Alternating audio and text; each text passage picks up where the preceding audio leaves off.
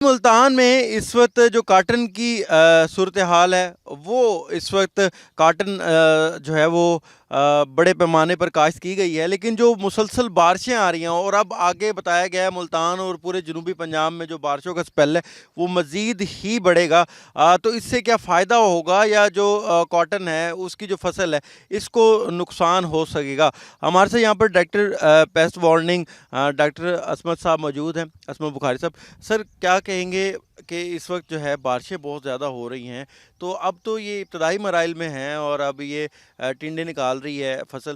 نقصان ہے بارشوں سے یا فائدہ ہے، اور کسان کیا کرے؟ بسم اللہ الرحمن الرحیم۔ سید عصمت حسین، ڈائریکٹر پیسٹ وارننگ۔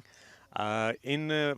جو بارشوں کا سپیل ہے، جب تک ہیوی رین فال نہیں ہوتی تو یہ تو فصل کے لیے بہت ہی خوش آئند ہے اور اس کے لیے جو ہے نا بہت اچھا ہے، اور اس سے جو سکنگ انسیکٹ پیسٹ ہے اس کا زور بھی ٹوٹ جاتا ہے۔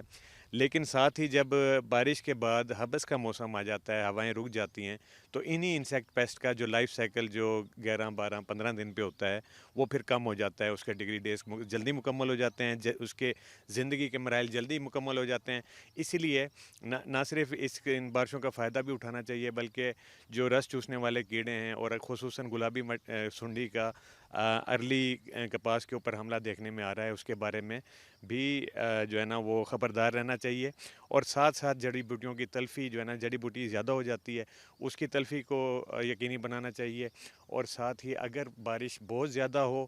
تو پانی کو 24 گھنٹے سے زیادہ کپاس میں کھڑا ہونے نہ دیں۔ بہت زیادہ پانی کپاس کے لیے بہت نقصان دہ ہوتا ہے، اس کو کسی نچلی کھالوں میں یا نچلے کھیت میں نکال دیں، اور 2% یوریا کا سپرے کریں، اور اسی طرح کھادوں کی فراہمی جو ہے نا اپنی کپاس کو اس کو بھی یقینی بنائیں، اور potassium nitrate, zinc sulphate, بورک acid اور میگنیشیم سلفیٹ کا مکسچر جو ہے وہ ہر